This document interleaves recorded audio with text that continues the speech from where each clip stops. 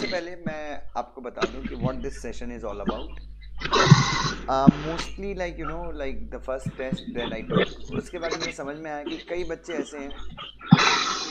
यार ये माइक किसका चालू है, प्लीज ऑफ करो यार। So after having the first test that and this session is very basic English session, कि हम अपने आंसर्स कैसे स्टार्ट करें, क्या ग्रामर का हमको ध्यान रखना है। सो आकाश, मेरे हिसाब से ये सेशन तेरे लिए नहीं है भाई। You have a very good English, तो आपके लिए ये सेशन नहीं है। तो बेसिकली ये सेशन उन लोगों के लिए है जो क्वेश्चन आता है और उसके लिए कि जो ग्रामर, जो मतलब बहुत सिंपल सी ग्रामर होती है, अगर हम उसमें भी गलतियां करते हैं तो मेरे ख्याल से एक प्रॉब्लम ये होती है कि हम ना मार्क्स खो सकते हैं। सो मैं बेसिकली यहाँ पे, this is not any academic session और something. So here we are going to just discuss.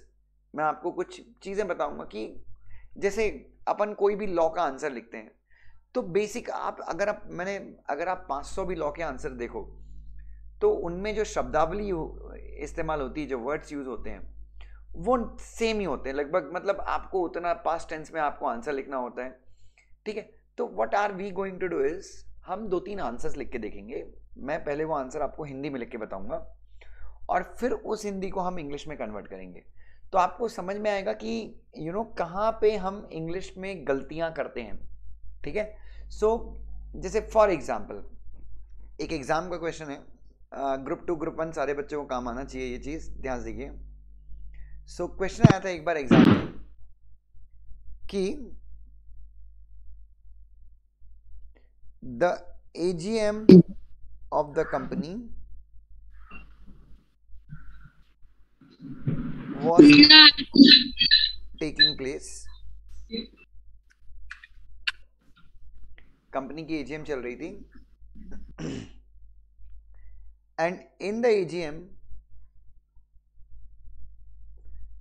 A bomb blast. Good evening sir. Good evening मेरी जान। took place and all the members of the company। Good evening sir. Good evening everyone, good evening everyone बच्चों। और ऐसा कहा कि all the members of the company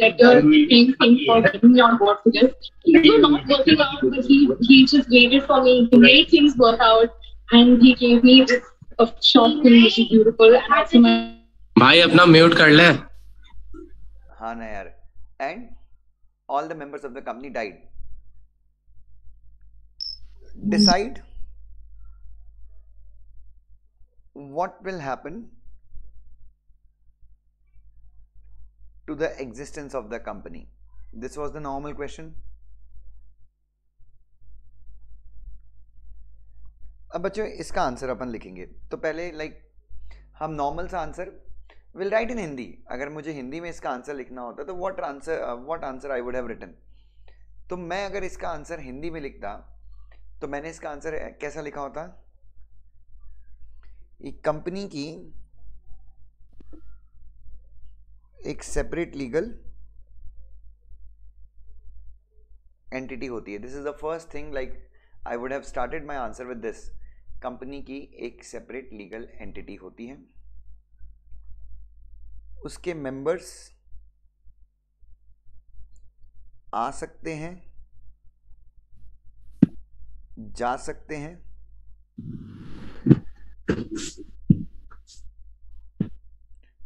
पर company हमेशा चलती रहती है, ठीक है। कंपनी के मेंबर आ सकते हैं, कंपनी के मेंबर जा सकते हैं, पर कंपनी हमेशा चलती रहती है, ठीक है। सेक्शन जो 9 है, सेक्शन 9 यह कहता है कि एक कंपनी अगर कंपनीज एक्ट के अंदर रजिस्टर हो गई, आवाज कहने को कर रहा हूँ,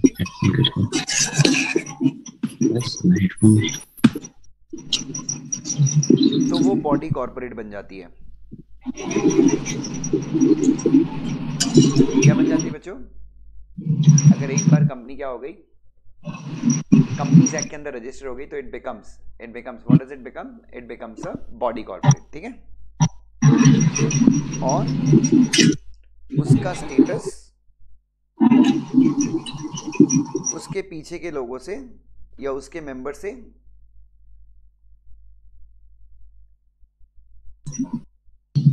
अलग हो जाता है, ठीक है। सो ये जो आप कोई भी आंसर लिखें या आप केस लॉ का आंसर लिखें तो हमेशा आप देखते होंगे हम हमेशा यही हम प्रोविजन को प्रेजेंट टेंस में ही बताते हैं, ठीक है। प्लीज हियर सबसे बेसिक चीज यहाँ पे ध्यान में रखिए कि जो प्रोविजंस हैं उनको हम नॉर्मली प्रेजेंट टेंस में ही बताते हैं। तो यहाँ पे मैं प्रेजेंट टेंस की बात कर रहा हूँ, ठीक है। अलग हो जाता है, ठीक है ना। तो ये मेरे आंसर का मान लीजिए पार्ट 1 हो गया, पहला पार्ट हो गया। दूसरे पार्ट अब मैं बोलूंगा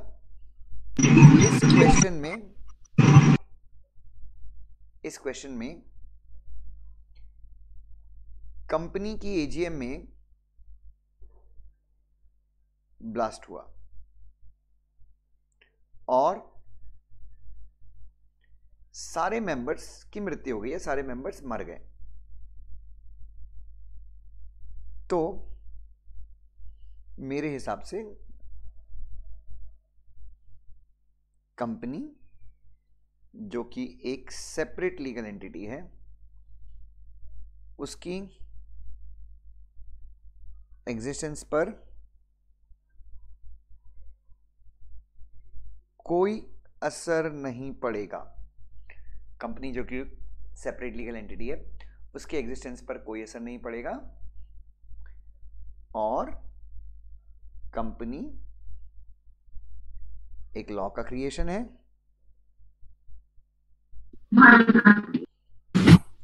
तो कंपनी चलती रहेगी। बच्चों क्या ये आंसर हिंदी में है? और मुझे बताइए कितने everyone could have written this answer in Hindi. सब लोग आप हिंदी में लिख सकते थे ये आंसर? मैं हेलो, हाँ बच्चों, क्या इस आंसर को हम हिंदी में लिख सकते थे आसानी से? Yes sir, yes sir. अब एग्जैक्टली और सबके साथ बच्चों, इवन अगर मैं आपकी जगह होता तो बच्चों सेम मेरा भी यही स्टेटस था। अब बच्चों प्रॉब्लम आती है कि जब हम इसको इंग्लिश में कन्वर्ट करें, और मेरा यकीन मानिए कि इंग्लिश में कुछ बेसिक चीजें ही अपने को सीखनी है। If we learn those things तो अपने लिए चीजें काफी आसान हो जाती हैं। Please hear now we got to convert. अब हमको क्या करना है? अब इसी चीज को we need to convert in English. अब और देखिए बेसिक प्रिंसिपल्स मैं बाहर निकाल दूंगा यार, बड़े परेशान कर रहे हो तुम लोग। प्लीज म्यूट करके रखो यार इधर। सो ध्यान से देखिए, अब मुझे इसको बराबर इंग्लिश में कन्वर्ट करना है। ये बेसिकली यहां पे मैं प्रेजेंट टेंस यूज कर रहा हूं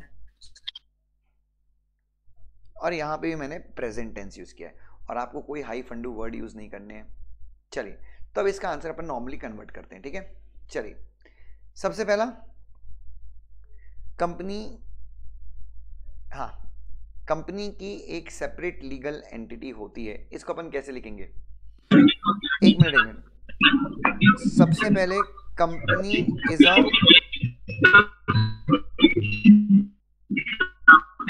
सेपरेट, एक मिनट, अरे यार मैं प्लीज सबको, भाई मैं सबको म्यूट कर दूंगा अगर अब मेरे को एक भी डिस्टरबेंस हुआ तो, और फिर तुम लोग अपने आप को अनम्यूट भी नहीं कर पाओगे। प्लीज ध्यान से सुनो।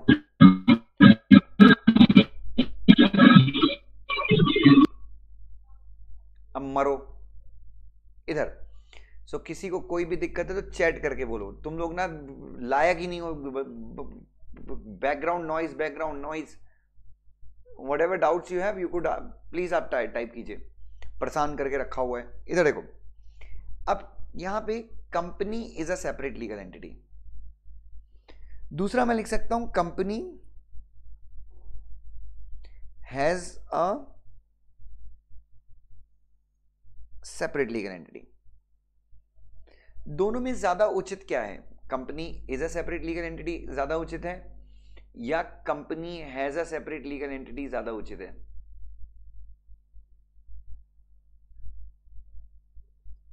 हाँ जी, हाँ बोल सकते हो, सिर्फ काम का बोलना।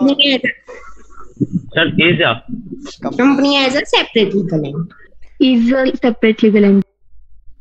इज सही सर है। फर्स्ट वाली। सर एक और बार सेंटेंस पढ़ दो, एक और बार। एक में company is a separate legal entity और दूसरे में company has a separate legal entity. नहीं सर, ऊपर वाला हिंदी वाला सर, मैं अभी ज्वाइन हुआ ना। Sir is a separate legal entity. Is a separate legal entity. Sir company pass separate legal entity है तो वो सर बी वाला होगा। What I find appropriate is company has a separate legal entity. Again, ज्यादा appropriate यहाँ पर क्या है, इस भी आप लिख सकते हैं, but company has a separate legal entity। मेरे हिसाब से जितना ज्ञान मुझे इंग्लिश का, ज्यादा बेटर या सॉरी ज्यादा अच्छा, company has a separate legal entity, because company को ये एंटिटी कहीं और से मिलती है। शुभम ठाकुर प्लीज माइक बंद कर इधर। तो पहली चीज तो ये होगी, कंपनी की एक सेपरेट लीगल एंटिटी होती है, उसके मेंबर आ सकते हैं जा सकते हैं, पर कंपनी चलती रहती है। उसके बाद क्या होगा, उसके मेंबर आ सकते हैं जा सकते हैं। सो क्या लिख सकते हैं अपन, द मेंबर में कम में गो। Members may come and go. Members में कम।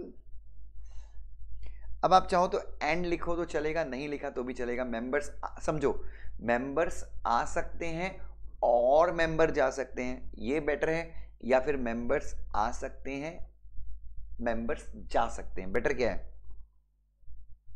मेंबर्स आ सकते हैं और जा सकते हैं। मेंबर्स में कम, उसके बाद लगाना कॉमा और लगा के अपना सेंटेंस बढ़ाने की जरूरत नहीं है। मेंबर्स में कम, मेंबर्स May go. में गो। ठीक है, यहाँ पर मे लगाना ज्यादा अच्छा है, बट आप चाहो तो अगर आपको दुविधा है तो आप कैन भी यूज कर सकते हो। Members can come, members can go, but परंतु the company Shall go on forever. The company remains forever. Simple रखो, शैल वेल जब यूज करना होगा तो अपन देखेंगे। We are trying to make it very simple, but the company remains forever. क्या मतलब हो गया? अब जल्दी से मुझे पढ़ के बताओ इसका मतलब क्या हो गया। Company has a separate legal entity, ठीक है।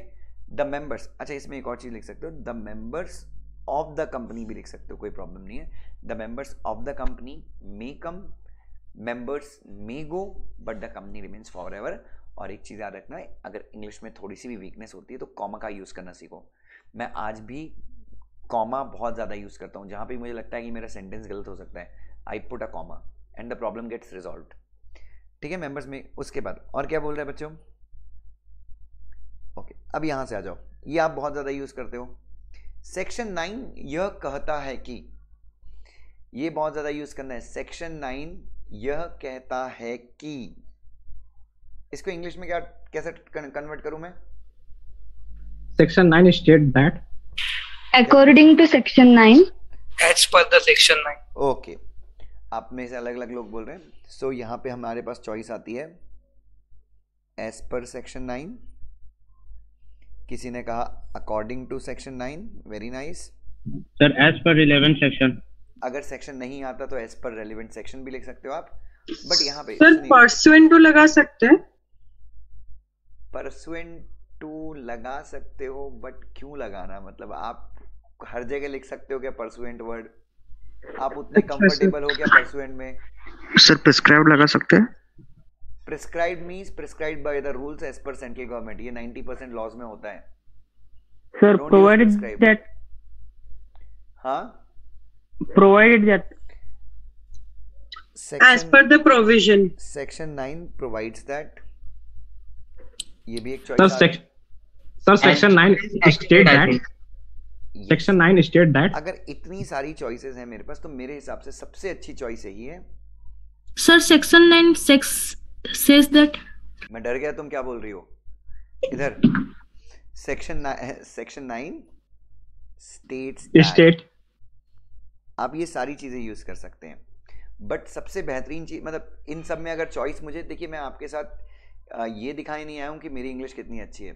So what are we doing is, हम चीज़ों को सिंपल करके प्रेजेंट करेंगे। पहले हमको बेसिक सेंटेंसेस सीखने हैं।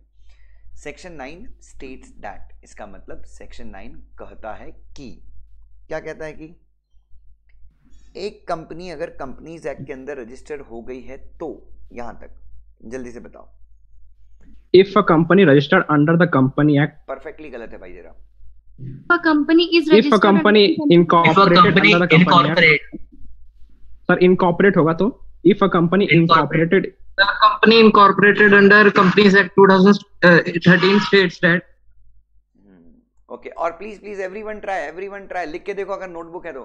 एंड मैं आपको बता दूं दिस सेशन, ऐसे बहुत सारे सेशंस आपको होते रहेंगे, ठीक है। So today is the trial, और मुझे लग रहा है कि सेशन की बहुत ज्यादा जरूरत थी, और मुझे ये सेशन पहले भी लेना चाहिए था। मैं तो आंसर राइटिंग प्रैक्टिस ही करवाता रहता था, ये समझ के कि बेसिक्स आते हैं।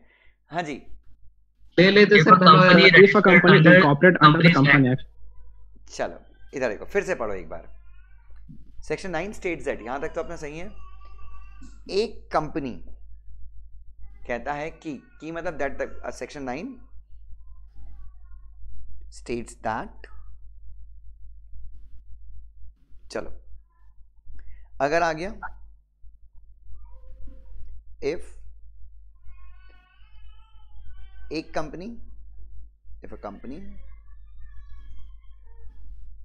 कि अगर company, if a company companies act के अंदर रजिस्टर्ड हो गई है तो, सो क्या, हाँ और कोई बोल सकता है? इफ अ कंपनी, एकदम सिंपल रखना है अपने को। इज, मैं यूज करूंगा इज रजिस्टर्ड, मैं रजिस्टर यूज नहीं करूंगा, क्या यूज करूंगा बच्चों? If a company is registered use किया है मैंने, क्यों यूज किया है? क्योंकि सर वो हो चुकी है। एग्जैक्टली, वो कंपनी हो चुकी है, या कंपनी के रजिस्टर होने के बाद, कंपनी अगर रजिस्टर हो चुकी है if a company is registered under the provisions of companies act 2013, comma लगा दिया मैंने क्योंकि मुझे आगे से प्रॉब्लम होगी, इसलिए मैंने कॉमा लगा दिया। एक मिनट, तो के बदले तो के लिए मैं क्या लगाऊं? Very nice everyone. देन उसके बाद वो बीसी बन जाती है।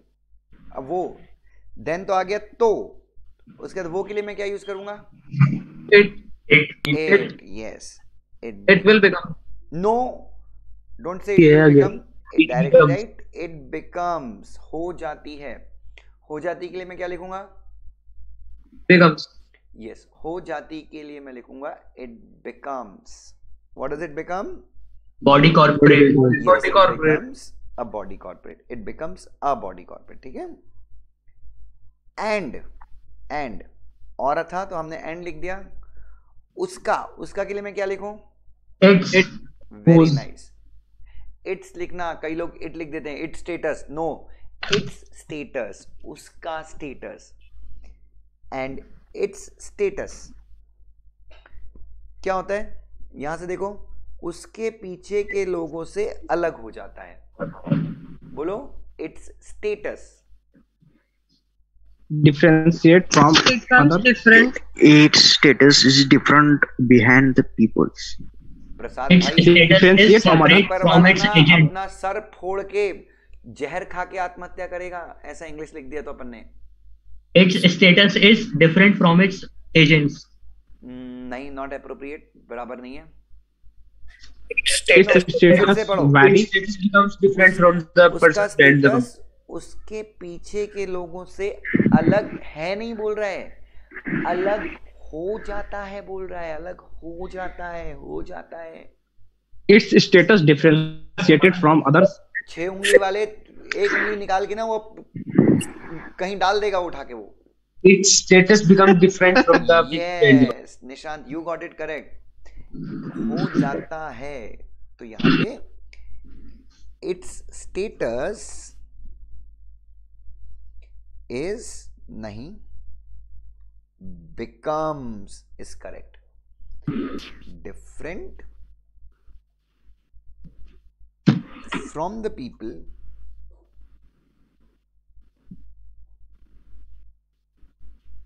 who are behind the company. Full stop लगा सकते हो, कोई प्रॉब्लम नहीं है. उसके बाद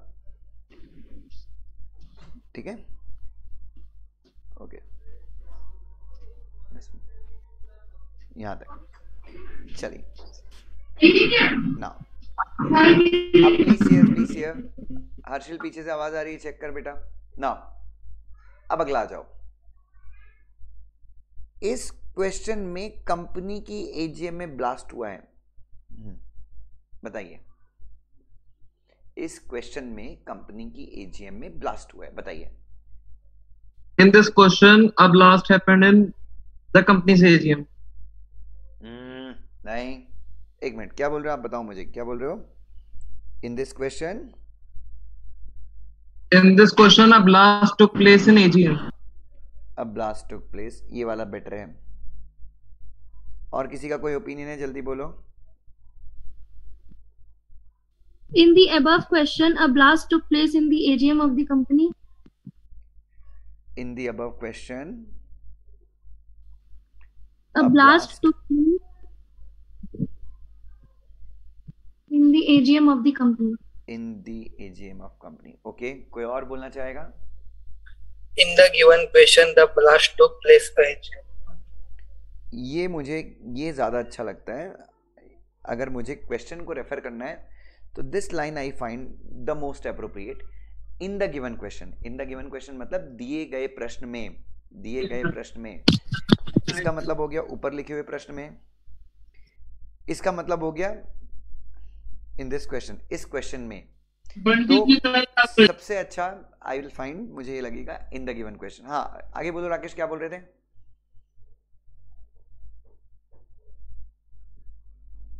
In the given question, blast took place in the given question, blast take place, took place या taken place? took.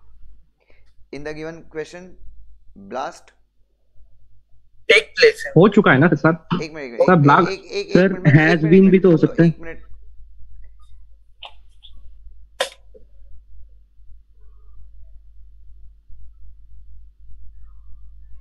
टेक का मतलब हो गया in this question, blast take place, हो रहा है, इस टाइप का मीनिंग आएगा. टुक मतलब हुआ है, और टेकन का मतलब वो अलग ही कुछ मतलब हो जाएगा. हो सर है चुका, होगा, कुछ इस टाइप का मतलब आएगा. सर हैज बीन भी तो हो सकता है. सर सर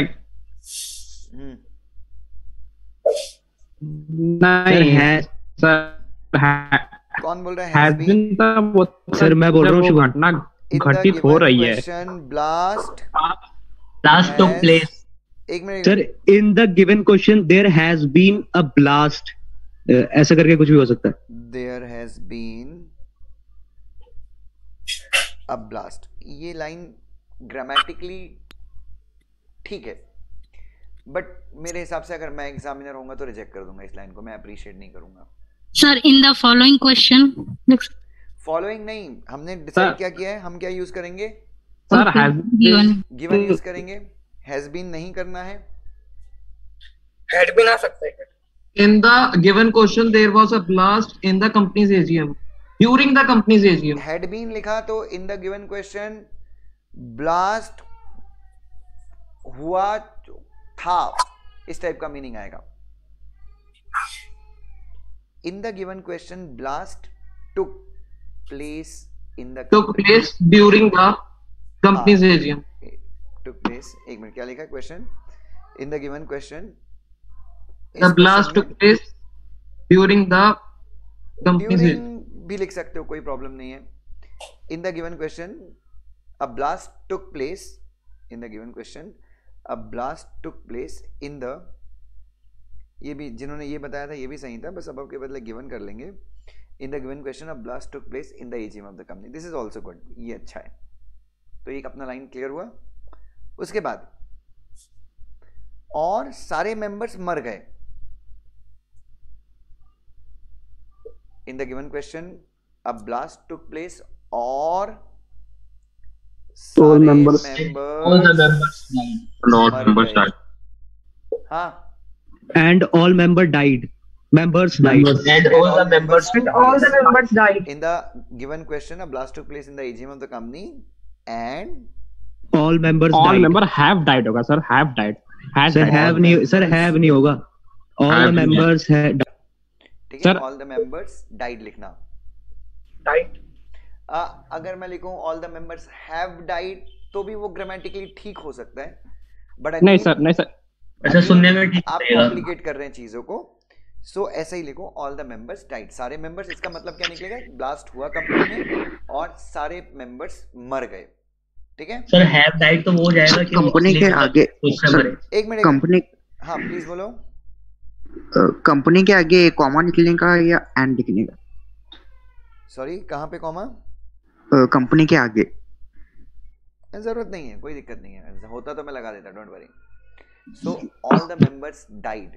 ठीक है, अगर आप लिखोगे ऑल द, हमने लिखा कि सारे मेंबर मर गए, अगर आप लिखते all the members have died मतलब सारे मेंबर्स मर चुके हैं, वो भी ठीक होता, but this is better, all the members died. ठीक है, और बच्चों प्लीज आप चाहो तो बहुत हाई फंडू ग्रामर भी यूज कर सकते हो, but I am telling you the basic thing that examiner aspects. ठीक है, और हमको बेसिक गलतियां नहीं करनी है. ठीक है, और हमेशा याद रखना ही, शी, इट और नेम, इन सारी जगहों पे आपको हैज यूज करना है. He has, she has, it has, Ram has. और बाकी सारी जगहों पे वी, दे, जो भी है उनके साथ आपको क्या यूज करना है, हैव यूज करना है. This is the golden rule. मेरे टीचर ने मुझे सिखाया था, ही, शी, इट और रमेश, इन सारी जगहों पे क्या होता है, हैज होता है. ठीक है, और सिंगुलर के साथ, और सर आई को, सॉरी आई मैं बोल रहा हूँ इन चार में हैज आएगा, इसके अलावा हर जगह क्या आएगा, हैव. हाँ. ठीक है, एनीवे इधर देखो, सर आर में भी आएगा ना? अगर सेंटेंस है, मैं बोल रहा हूँ ये गोल्डन रूल जिंदगी भर याद रखना, ही, शी, इट और राम, यहाँ पे हैज आएगा, इसके अलावा. अबे आर में है, तू कौन सी इंग्लिश लिख रहा है बे, इधर. हाँ जी, और सारे मेंबर्स मर गए, तो मेरे हिसाब से कंपनी जो कि एक सेपरेट लीगल एंटिटी है, हाँ अब इसको कन्वर्ट करो, तो मेरे हिसाब से कंपनी जो एक सेपरेट लीगल एंटिटी है, इसको कन्वर्ट करो.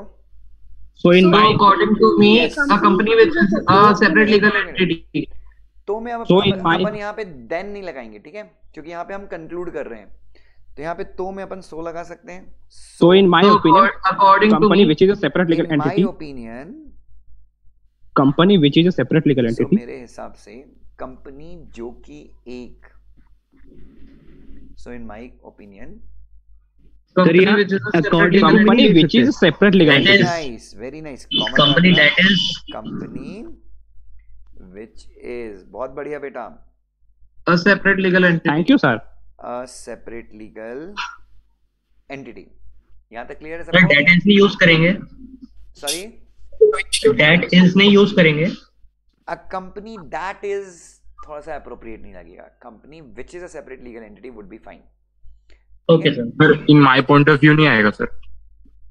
इन माई पॉइंट ऑफ व्यू थोड़ा सर सा, अकॉर्डिंग टू मी नहीं कर सकते? Sir in my opinion best होगा. तुम दुनिया भर की चीजें कर सकते हो. अकॉर्डिंग टू मी बड़ा हो जाएगा, माई पॉइंट ऑफ व्यू बड़ा हो जाएगा. ये सिंपल है ना, ये थोड़ा लीगल लगता है. Okay sir. ठीक है, now which is a separate legal entity, company है, उसकी एग्जिस्टेंस पर कोई असर नहीं पड़ेगा. सो अ कंपनी विच इज उसकी एग्जिस्टेंस पर कोई असर नहीं पड़ेगा. There will be no effect on the existence of the company. So in my opinion, company which is a separate legal entity, हाँ,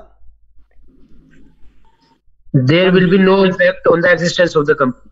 फिर सेंटेंस कैसे Sir- बनाओगे, कॉमा लगा Sir, वहाँ पे सर वहाँ पे कॉमा लगा कर लिख देंगे will not have any affect. क्या है सर? एक minute. So company which is separately, देख क्योंकि अपन नया सेंटेंस शुरू नहीं कर रहे, अपने को उसी में कंटिन्यू करना है।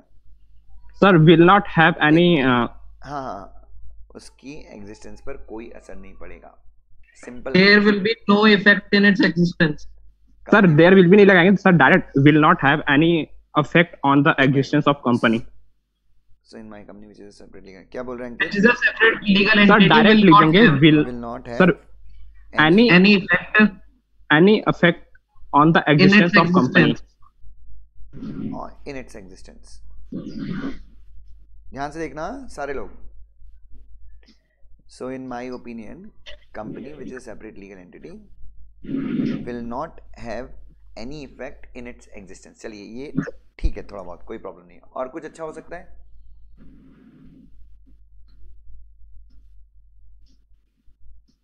So उसकी So the existence existence of the company will not get affected.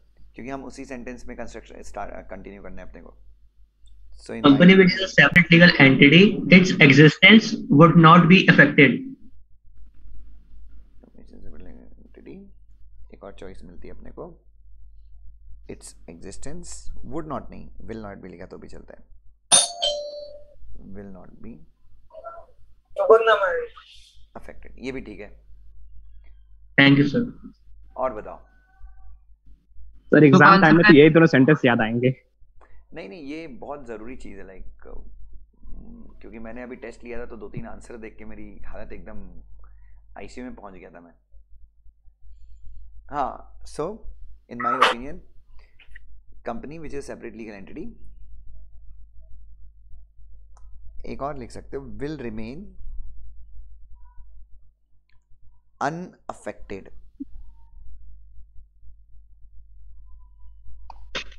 Bye the, ये थोड़ा सा अच्छा लिख सकते हैं, deaths of all the members, ऐसा लिख सकते हैं। विल रिमेन अनअफेक्टेड का मतलब क्या हो गया? एकदम सिंपल वे में, इतना बड़ा लिखने की जरूरत नहीं। विल रिमेन अनअफेक्टेड मतलब हाँ जी, कोई असर नहीं। कोई असर नहीं। असर नहीं पड़ेगा। Is everyone with me? Yes.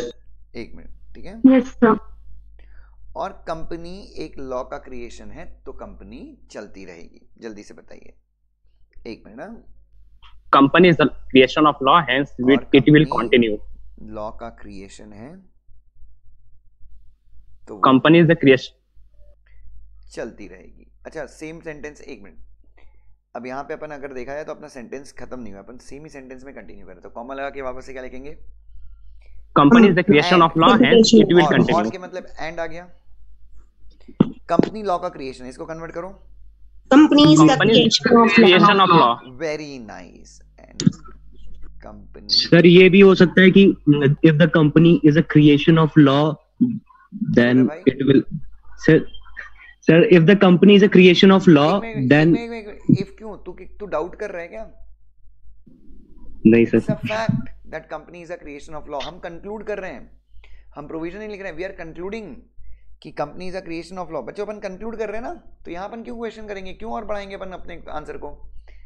And company is a creation of law, hence it will continue.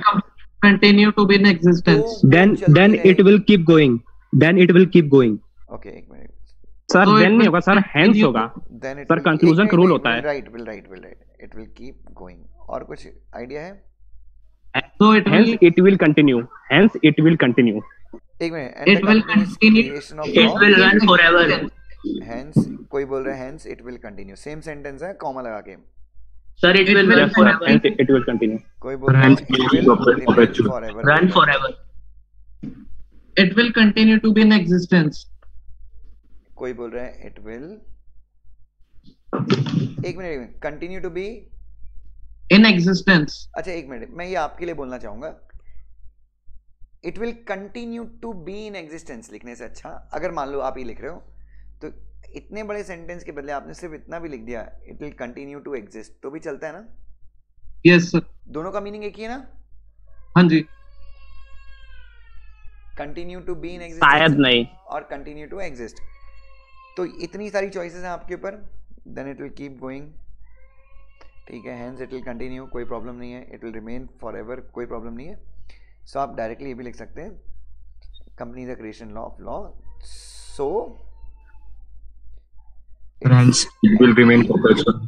Will continue. ये सबसे सिंपल वे में आपने लिख दिया, बाकी ये सारी चीज़ें भी आप लिख सकते हैं, कोई प्रॉब्लम नहीं है, ठीक है।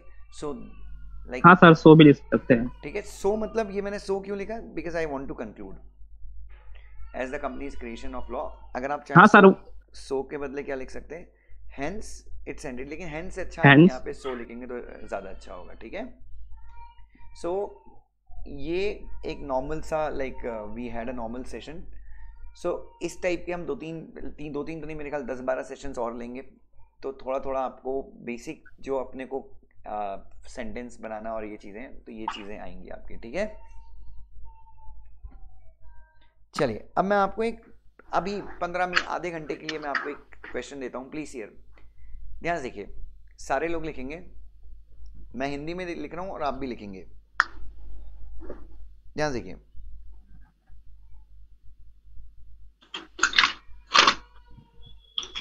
सेक्शन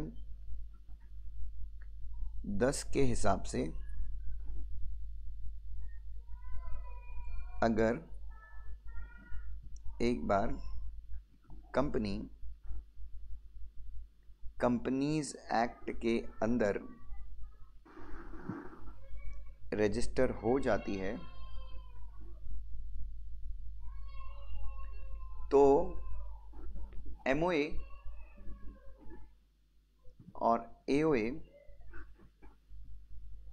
कंपनी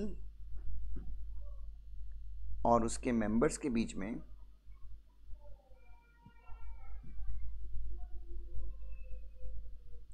एक वैलिड कॉन्ट्रैक्ट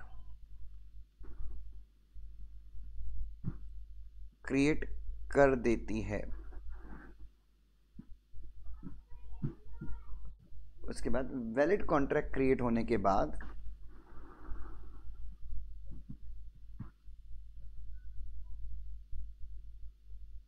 कंपनी मेंबर के प्रति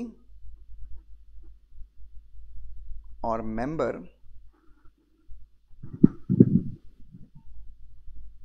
कंपनी के प्रति जिम्मेदार हो जाते हैं।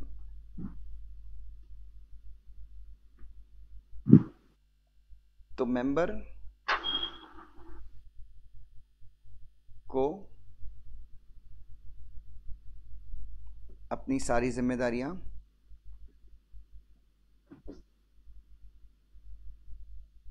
कंपनी के प्रति और कंपनी को सारी जिम्मेदारियां मेंबर के प्रति निभानी पड़ेंगी।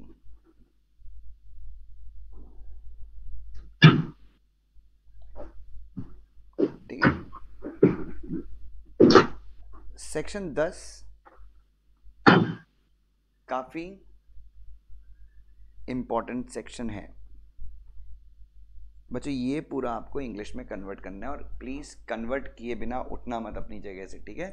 सो कंप्लीट दिस और बस करेंगे बच्चे इस सेशन के लिए।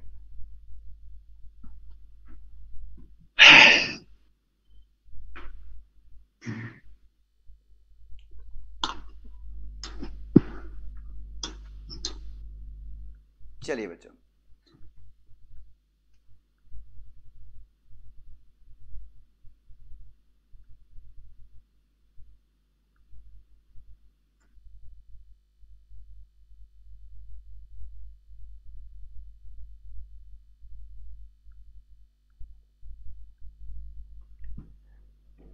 सो total will have I think 15 sessions अपन रखेंगे ऐसे, तो आई थिंक आपका बहुत सारा प्रॉब्लम सॉल्व हो जाएगा apart from the regular writing practice that we do.